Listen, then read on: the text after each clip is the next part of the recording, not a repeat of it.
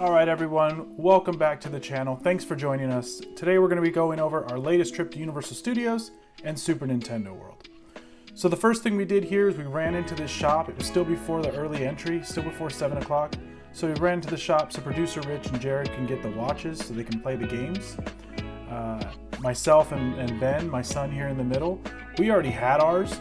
I had a Luigi, he has a Toad.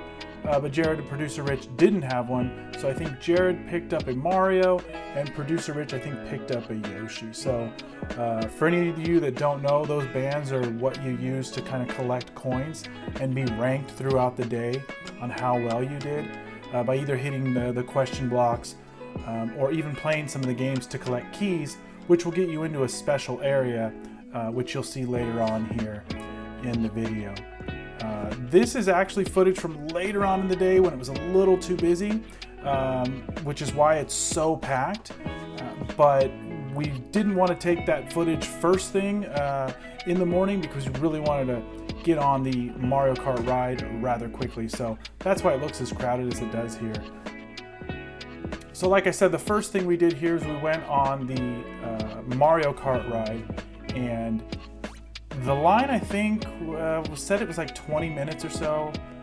It didn't seem that long, and I think part of the reason for that is all the cool stuff that you see throughout the entire ride's line, or the line that you're in while you're waiting. I mean, it's awesome.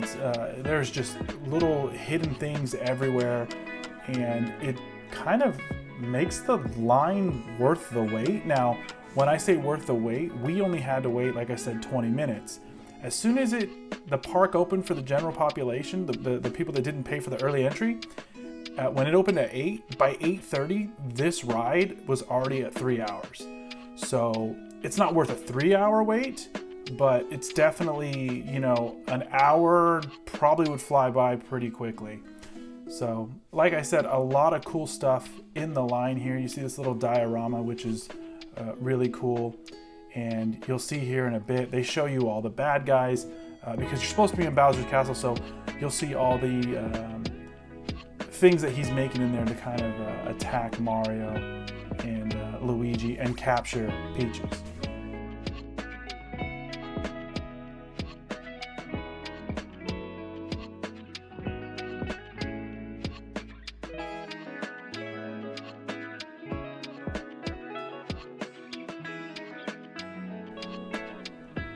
So you saw the front side of Bowser as we were walking in. Here's the back side of Bowser, and he is so cool. It looks like he's made out of cement, but super impressive work, and it's to scale. That thing is awesome.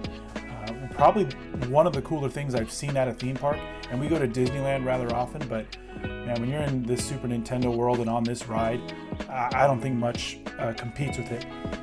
And here, like I said, you see he's making the bob-ombs and the bullet bills, and it shows you on the screen how they get made. Again, really immersive, really cool. And my son loves the bad guys for some reason. He loves Toad and he loves Bullet Bill and those guys, and he loved being in that area.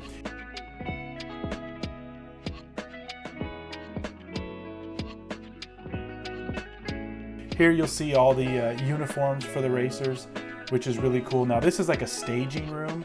It's a room that you go and you'll stand and wait. As you can see here, we'll stand at these doors. And in this staging room, they'll kind of teach you or tell you all the things you need to do over there on those screens.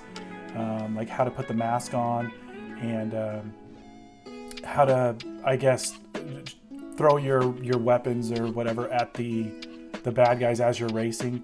So this is one of the staging rooms. And then the next room you go into is where you grab your Mario hat, and what that is there is that's how you get the AR on the rides.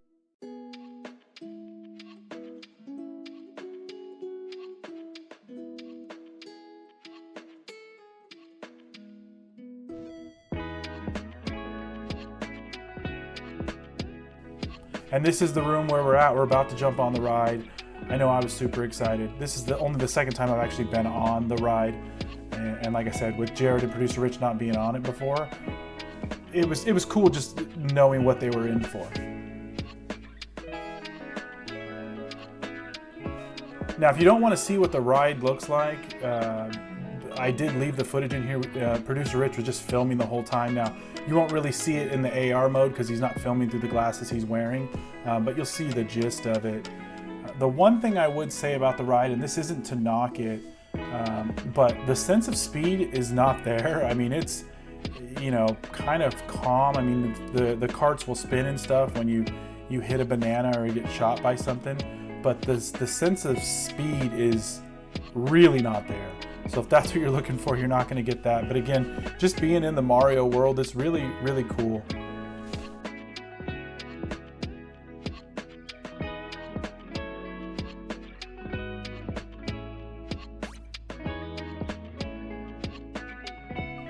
You'll see there we got hit by something, so we were spinning, and here you're supposed to be going underwater without wearing or looking through those AR glasses. It doesn't do the ride justice. So if this is something you want to skip through, I think you can skip forward about 2.5 minutes, and you'll pass right through this and kind of follow us along the rest of our day in Super Nintendo World and throughout Universal.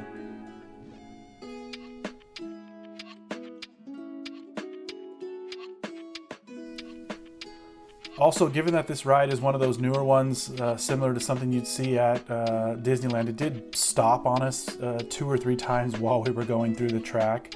Nothing major, you kind of just get used to it with this newer technology, but it did do that, so I cut some of it out so you wouldn't be sitting there through that, but it's common on these newer rides with all the technology and with how packed this line is. Maybe that's why it was just slower and they stopped it intentionally, but it didn't really detract from it because you're still in the land and you're excited for what's coming up.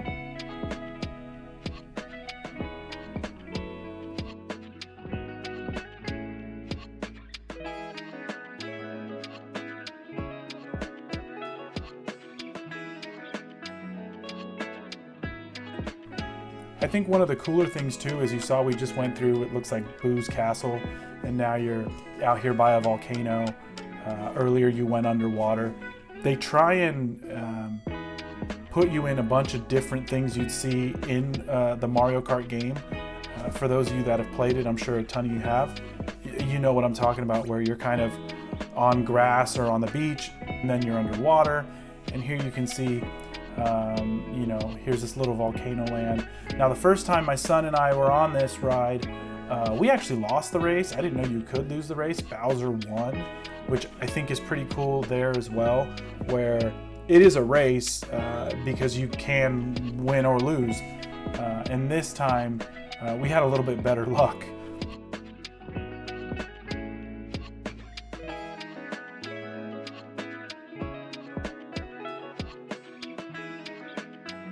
Here you go on Rainbow Road. This was really cool. I heard my son next to me screaming. He was super excited to be on Rainbow Road. It's one of those iconic tracks that you're gonna play when you play Mario Kart, any of them, dating back to, you know, 20 years ago.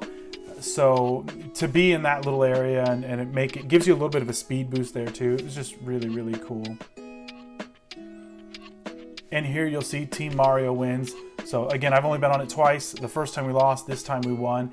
And when you win, you actually do get a key that you can assign or get credit for on your watch band.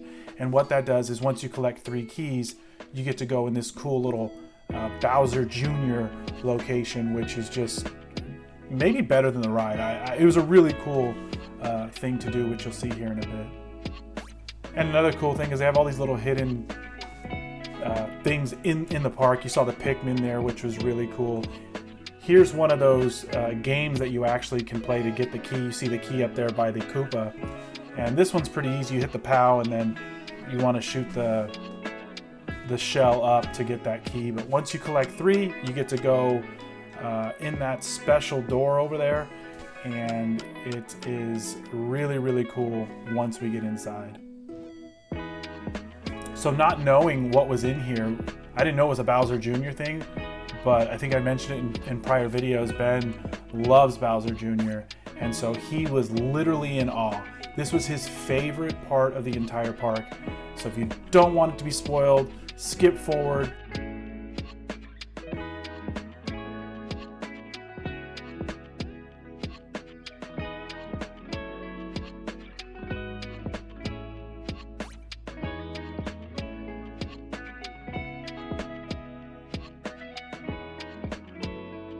I'm pointing at my son there because he literally had his hands on his cheeks and was like, oh my gosh. And you see Bowser Jr.'s little flying helicopter thing. I don't know what it's called. And there's Ben doing his, what he calls the cool guy pose for a picture. So here we're walking to the place where they'll kind of stage you before you can walk into the area we're going to be playing the game. And on these screens, it'll tell you kind of how to play the game. And it tells you here Bowser Jr. stole the golden mushroom, and now you have the keys, and you're here to kind of kick his butt and get the golden mushroom back. So here it's showing you if bombs come at you, smack them out of the way, and if a bullet bill comes at you, make sure you duck.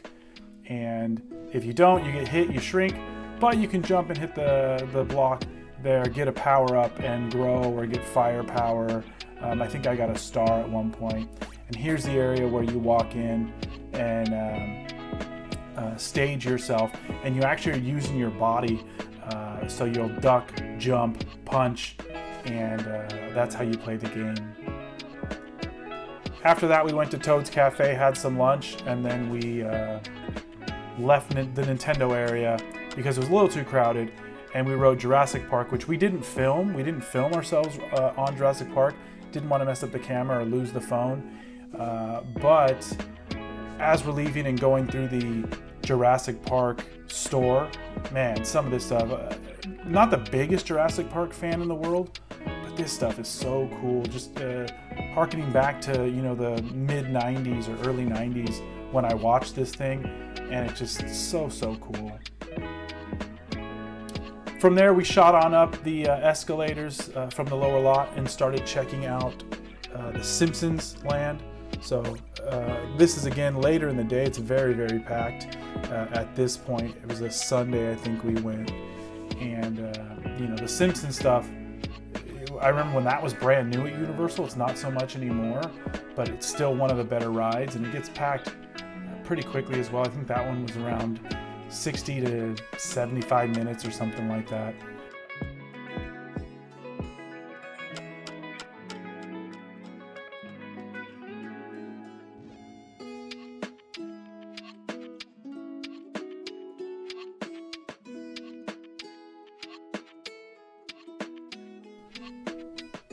From there, we went into the Harry Potter land. I'm not the biggest Harry Potter guy. I've never watched any of the movies. I don't know much about it, but it was really cool to go into this land because the snow's on the buildings. It just looks really cool. And one of my favorite rides, and one of my son's favorite rides, is this roller coaster. I don't remember exactly what it's called. It's like a 45-second roller coaster maybe. But it gets some speed and you get some G's in the turns. It feels much crazier than it is. I wish it was a little longer, but because it's not that long of a ride, at least the line doesn't last too long or take too long to get on. That was a blast. And then there's another Harry Potter ride, more 3D, newer style roller coaster we didn't get on because you had to be 48 inches and my son's only 42 inches. So. From there, it was time for the studio tour. The studio tour is about an hour long, and it takes you throughout the entire back lot at Universal. So it's always a must ride when you're at the park.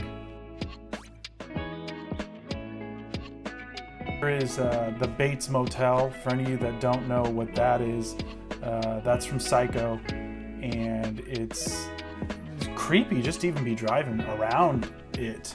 And here's the house. You'll see the mom up there in the window. Again, creepy. Even though, you know, like, it's not real and that stuff, it's just creepy.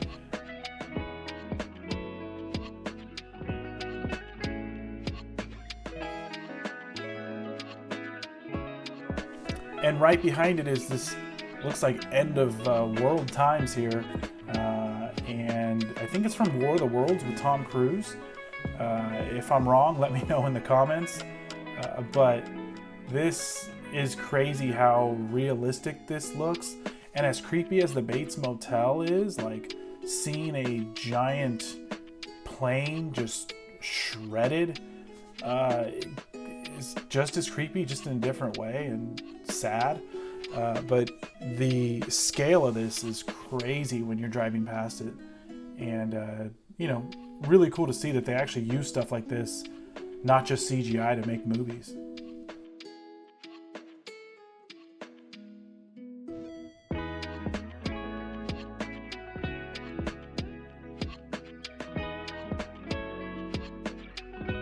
Here's some of the cool cars they showed. Not the coolest. I'm not a big Camaro guy. That Mustang's kind of sick. That old car's all right. And some more old cars. That last Dodge there is pretty sick. I think it's a Dodge, Plymouth, something like that. Again, roast me in the comments if I'm wrong. Don't care. And then on the tram, this is kind of iconic. It says the beach is closed, and you're like, oh, okay, cool. We're on a tram. We're not going on the beach. Who cares if it's closed? Well, then you start driving, and you're like, oh no, like what's going on? Is that a shark right there? Like, I don't think so, but there's a diver in the water. Oh no, that guy got attacked by a shark. Super realistic, as you can tell by my voice acting there. I was really believing it. But this is super iconic on this tram. I've been, you know, going to Universal Studios since I was, you know, in, I think my teens, so 25 years ago. And every time you see this, it's cool. I mean, you know it's not real, but it's still just really, really cool. And then once you hear about some of the backstory on how Jaws was made and all that stuff, and how the shark kept giving him issues, and you see this, it's cool. Jaws is a good movie, so I'm glad this is still here, unlike some of the older stuff that Universal has kind of gotten rid of at the park, like Back to the Future. This is always fun to see. You won't see the shark too well. We're kind of too far in. You'll see the backside of him here. But that's about it. But really cool. I highly recommend getting on the tram if you can.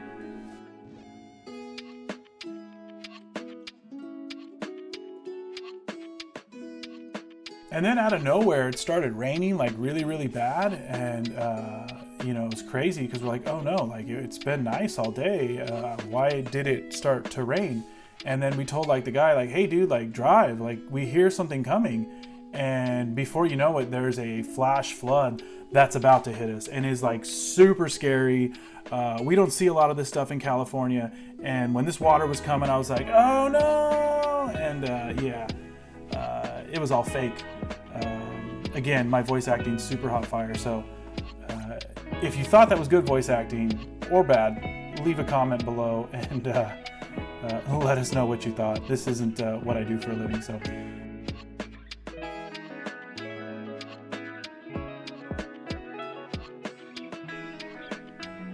Now, you'll drive through a lot of buildings on that back lot, and they explain what a lot of them are, but none of them really matter or hit you, at least hit me like this area does here. When you see the clock tower from Back to the Future, like nothing hits like that. You know, we talked about Jaws here a couple minutes ago, but to me, Back to the Future is like creme de la creme, one of my favorite movies of all time. Michael J. Fox, one of my favorite actors, and it was just really cool to see that in person again.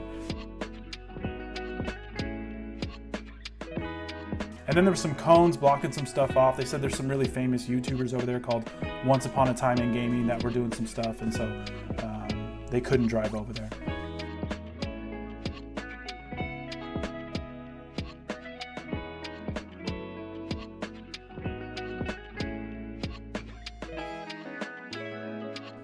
And that's pretty much it. This is some of the back lot, I guess, spots where famous people do stuff. I don't know, I wasn't paying attention. But that's gonna do it for the video. There was a lot of other stuff we didn't film, but thank you for tuning in. And if you liked it, please click the like, subscribe, and until next time, peace.